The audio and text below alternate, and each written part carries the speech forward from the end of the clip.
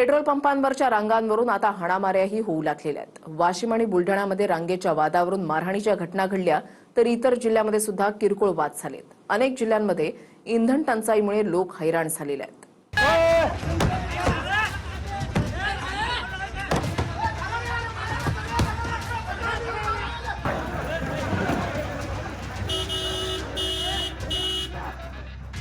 Petrol डिझेलसाठी आता महाराष्ट्रात petrol पंपावरच हाणामाऱ्या होऊ लागल्यात। ठिकाण वाशिम। रांगेवरून पेट्रोल पंप युद्धाच्या मैदानात बदलला।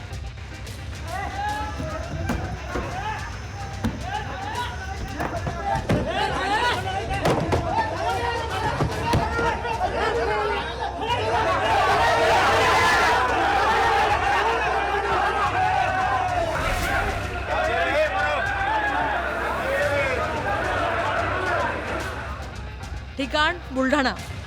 रांगेच्या वादात एका व्यक्तीला पोलिसांच्या समोरच जमावानं मारहाण केली।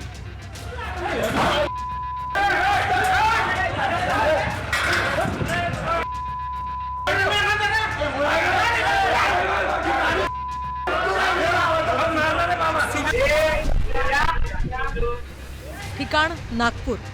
अज्ञात कारणावरून पेट्रोल पंपावरच्या कर्मचाऱ्यावर 6 जणांनी चाकून हल्ला केला।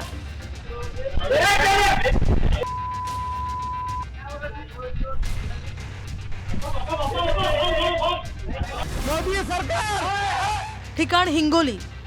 डिझेल संपल्यामुळे शेतकऱ्यांनी पंपावरच रिकामे कॅन डोक्यावर घेऊन सरकार विरोधात घोषणा दिल्या।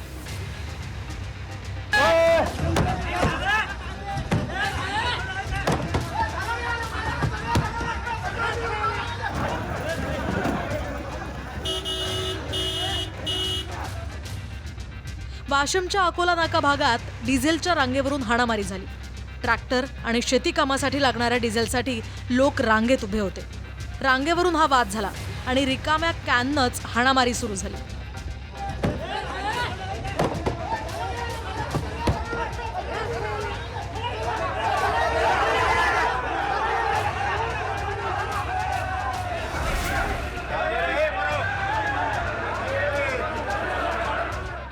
तर बुलढाण्याच्या मलकापूरमधील पांगरा या पंपावर सुद्धा असाच काहीसा प्रकार घडलाय। माहितीनुसार शेती कामासाठी एक व्यक्ती डिझेल भरण्यासाठी कॅन घेऊन आली। त्यावर कारवाल्यांनी आधी आम्हाला डिझेल द्या म्हणून वाद घातला। नंतर पंपावरच्या जमावानं गाडी चालकाला पोलिसांच्या देखतच मारहाण केली।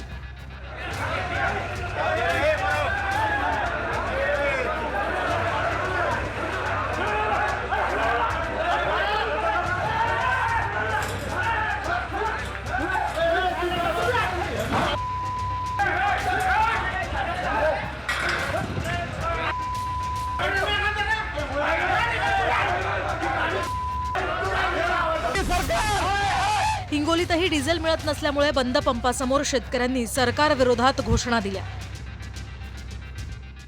मोदी सरकार, मोदी सरकार, मोदी सरकार, मोदी सरकार। आता ही कॅन घेऊन गावाकडे रिकामी जायचंय। पेट्रोल टाकून 200 आलेले आहे आम्ही। सरकार तिकडे हिंडत आहे, दौरे करत आहे। त्यांच्या ताफ्यातल्या गाड्या कमी केल्या म्हणतात, तर आजकाल मी न्यूज पाहिली तर त्यांच्या ताफ्यामध्ये 25 गाड्या होत्या। कारण ते डिझेल शेतकऱ्याला वाटा ही हालत होणार नाही। विषय असा आहे की जेव्हा ज्या गोष्टी करायला पाहिजे तेव्हा त्या गोष्टी केल्या नाहीत। त्यांच्यासाठी इलेक्शन महत्त्वाचं होतं आणि राक्षसी त्यांना यश मिळाल्यानंतर आता ते देशाचा विचार करतात। आपण दिसतोय की आज आपल्याला जे 18 दिवसाचं फक्त डिझेल पेट्रोल आपल्या देशात राहिलेलं आहे, या सगळ्या गोष्टीला कारणीभूत आत्ताचं सरकार आणि आत्ताचे पंतप्रधान आहेत। हे जे युद्ध चाललंय याचा फटका फक्त भारताला बसलाय का? नाही, देशाला बसलाय। आजही आपण आपल्या वाहनातून येतोय जातोय, घरी स्वयंपाक करतोय, आपल्यावरती कुठली बंदी नाहीये। इतर देशांमध्ये शाळा बंद केल्या, उद्योगधंद्यांवरती त्या ठिकाणी नियंत्रण आणलंय। आज आपण व्यवस्थित आहोत आणि हे कशामुळे शक्य आहे? हे मोदीजींच्या नीतीमुळे शक्य आहे। आज तर फक्त सांगितलंय आपल्याला की तुम्ही बचत करा। संभाव्य जे धोके आहेत ते टाळण्यासाठी, आपलं जीवन सुरळीत चालण्यासाठी आज राष्ट्राला आपली गरज आहे आणि त्याच्यासाठी सगळ्यांनी सहभागी व्हावं ही मोदीजींनी भूमिका मांडली। आणि हे कोण काय बोलतायत मुठभर लोक याला महत्व नाहीये। आज सरकार सोबत, मोदीजींसोबत संपूर्ण देश उभा आहे, हे आज आपण पाहतोय। वाशिम जिल्ह्यात सध्या पेट्रोल आणि डिझेलचा सलग 3ऱ्या दिवशीही तुटवडा आहे। शेती मशागतीची कामं सुरू असल्यामुळे शेतकऱ्यांच्याही पंपावर मोठ्या रांगा आहेत.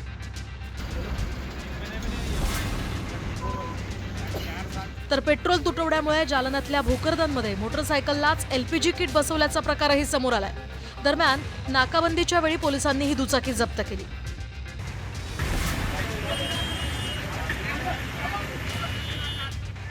पेट्रोल पंपावरची स्थिती बिकट होऊ लागल्यामुळे बुलढाण्यात पोलीस बंदोबस्तात पेट्रोल दिलं जात आहे.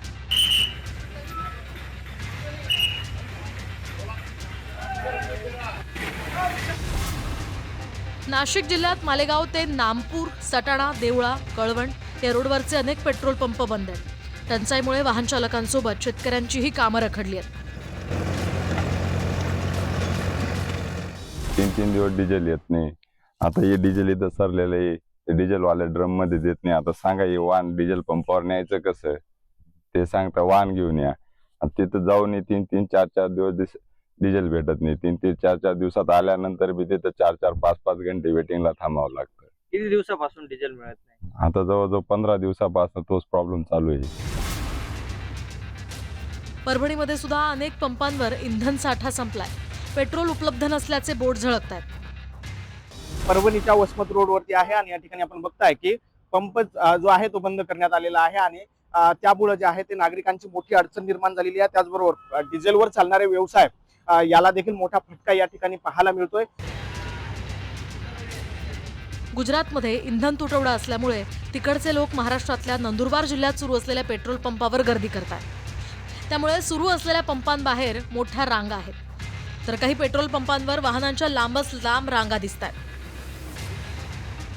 तुम्ही चहा पण नाही पिला, भाकर पण नाही खाली आणि उन्हाताने तहानेने जीव व्याकुळ आहे. आणि हीच गत सर्व माझ्या सर्व शेतकरी बांधवाची आहे. ते मशागतीचे काम आहे ते ट्रॅक्टरमुळे थांबलेले आहे. वाशिम जिल्ह्यामध्ये कमसे कम आज 3-4 दिवसापासून डिझेलचे अजिबात तुटवडा दाखवून राहिलेले. जर आम्हाला पेट्रोल डिझेल जर नाही भेटलं तर आम्ही रस्त्यावर उतरणार म्हणजे उतरणार.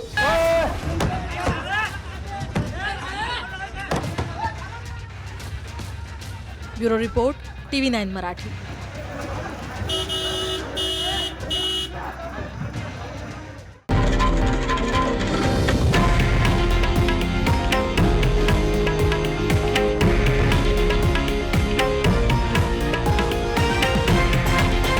हे आहे देशातील नंबर 1 न्यूज नेटवर्क आणि आपण पाहत आहात TV9 मराठी, एकमेव.